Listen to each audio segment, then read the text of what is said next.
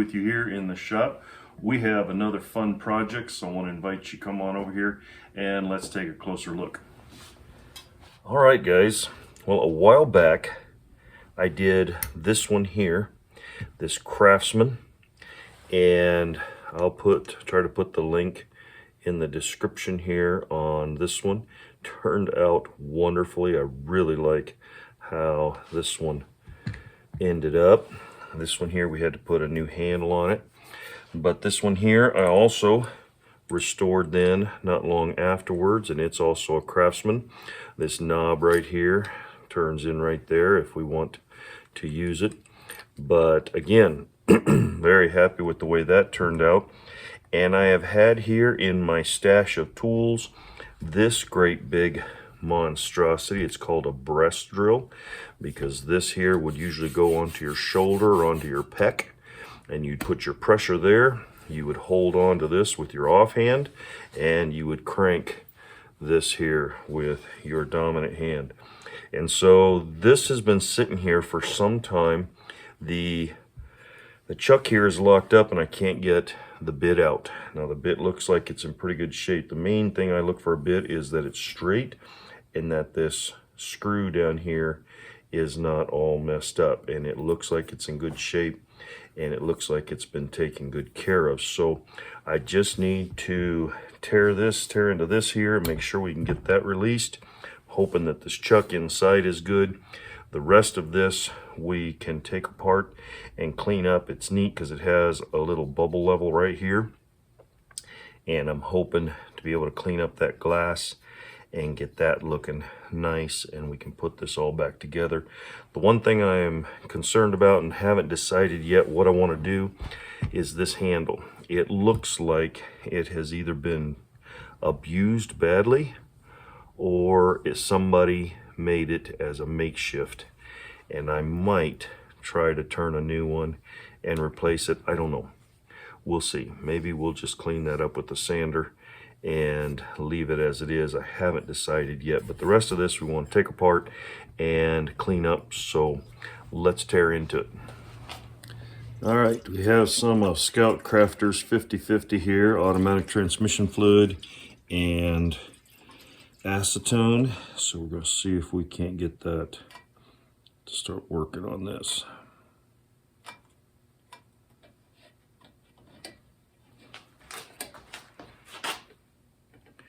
See if that won't penetrate down in there. All right, I've taken a pair of channel locks here and cut two 1-inch pieces of hose, clear hose, and put it over the jaws so that you can grab things without tearing them up. So let's see if we can't get this to release.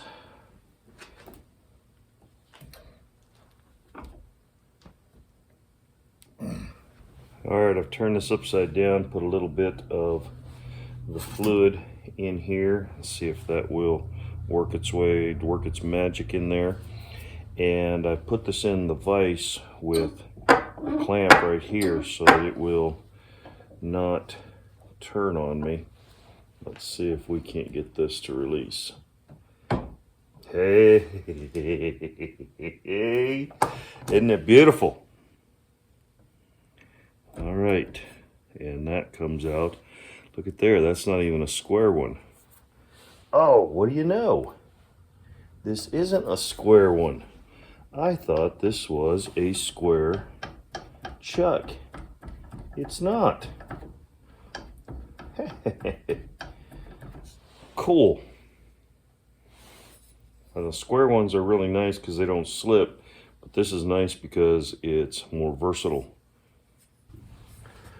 All right, what's really neat about this thing is it is a 2-speed. You got the inner gear here and the outer gear, and there's these little buttons, these little spring-loaded buttons. Right now, it's the center piece, the hub, is going through right here. Push that, and this whole thing comes out. Put it in the next one and push that one, and it will lock into place. And now you have I think this is the high speed. And so now it's engaging these gears out here. So we can just take this thing off. For right now, I want, this has some knurling here. I don't know if I can, it's not going to come off. Well, let's get some magic going here, I guess. There we go. We'll see if that won't come apart.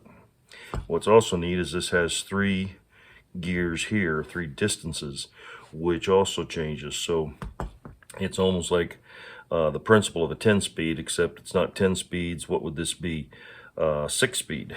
So you'd have these 3 speeds on the outer gear and these 3 speeds on the inner gear, and basically it's just revolutions per minute of your hand towards how many revolutions there are here. So hopefully this will loosen up. That's not wanting to give. We'll see here after a bit. Let's let it soak a little bit longer.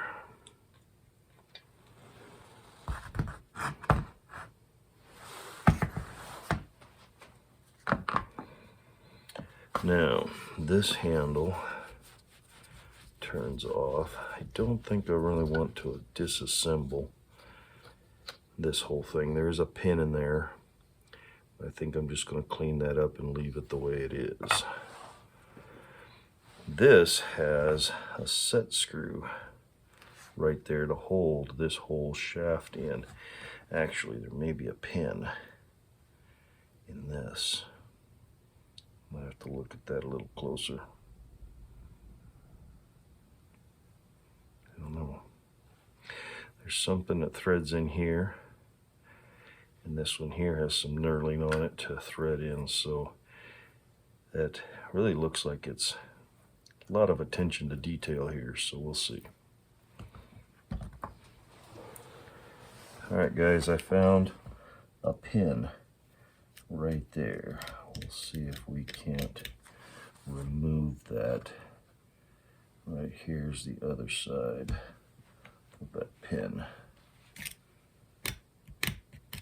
Would kind of like to take the opportunity to take that all apart and just clean it up really, really well.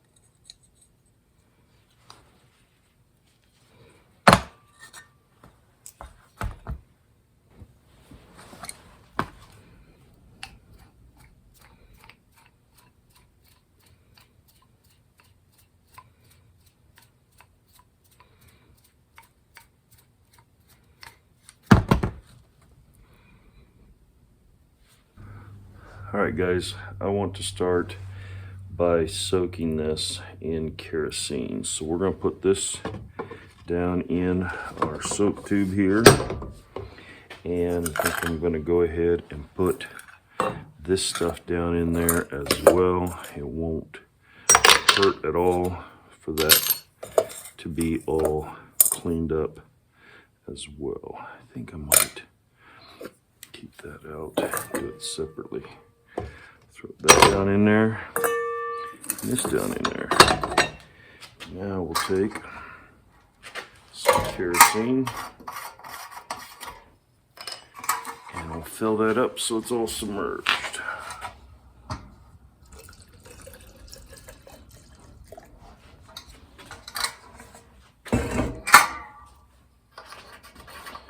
Now, so this doesn't evaporate all over the shop, I like to take an old can rag.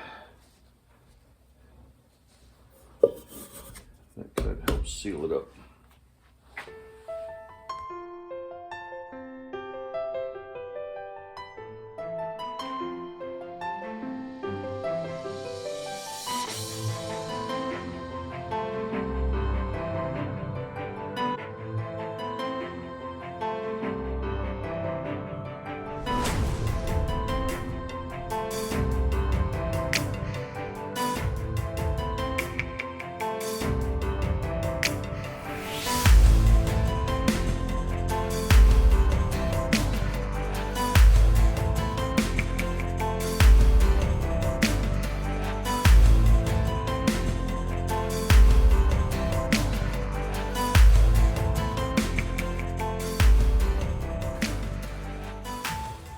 One of the very first pieces of advice I remember from my father from a very early age was, whatever you do, don't force it. I was able to get the pin out of this cog here, but I could not get it to turn or move on this shaft. And I'm afraid I'm going to force and break something.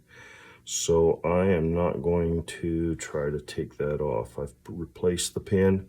I'm going to take these bore brushes and go in every little place that I can and clean it all out in there as best I can. And then we will tape this cog off, tape this off down here. And I want to get more of this paint off, and then we'll give it a coating.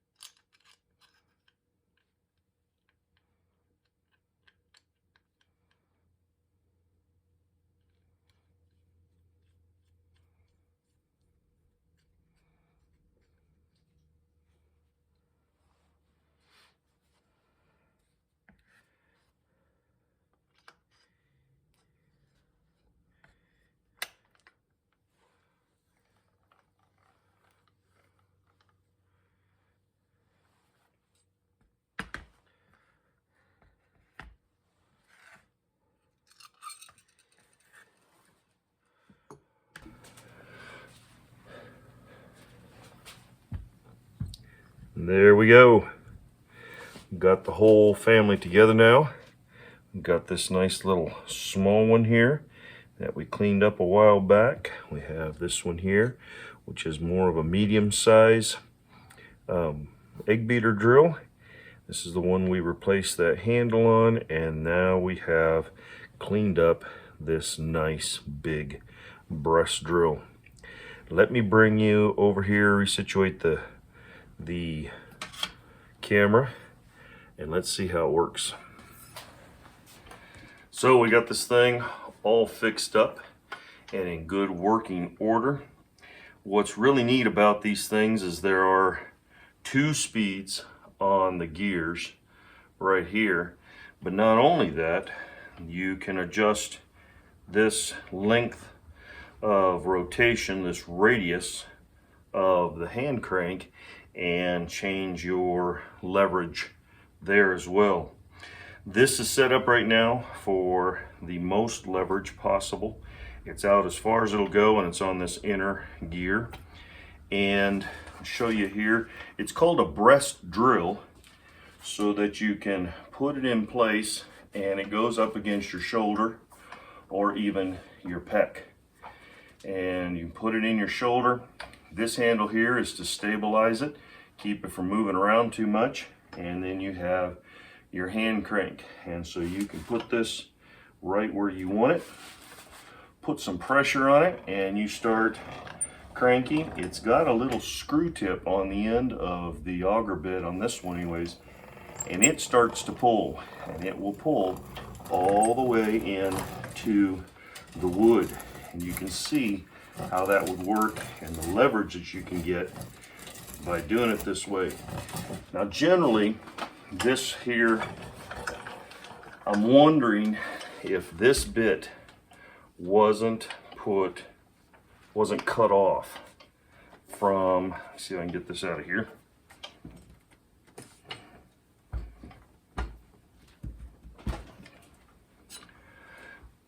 I'm wondering if this bit wasn't cut off from a square tip. It may not have been, but what's neat about having these conventional chucks is that you can put a regular drill bit. This is a brad point bit that you can put in here, tighten that in. Now this will work beautifully. Put a little pressure, hold it, and it just works its way right through the wood, and it bites nice. Let me bring you down here a little closer so you can see.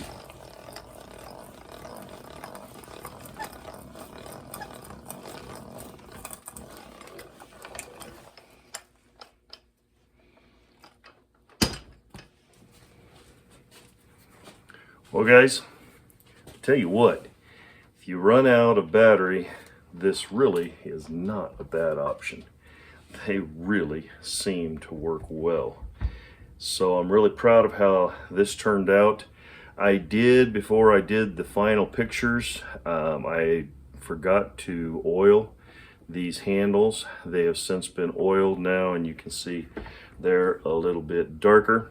But I think this is going to really be nice for the collection, and we will keep this around, and who knows, we may even get some use out of it. Again, that was a lot of fun. I did, like I've done before, took the handle off of here, and I'm going to go ahead and put it in the chuck so that it can be stored up flat against the wall. We've got a home for it over here on the wall. Be able to demonstrate or display it, I should say, proudly. Guys, thanks so much for stopping by the shop for a visit. Always enjoy your time, my time here with you. Have yourself a great day, and if you know anybody that likes this content, please give them this link. Give us a thumbs up if this was entertaining, and if you're not subscribed, subscribe and hit the bell notification so that we're able to stay in touch. Guys, once again, have a great day. God bless.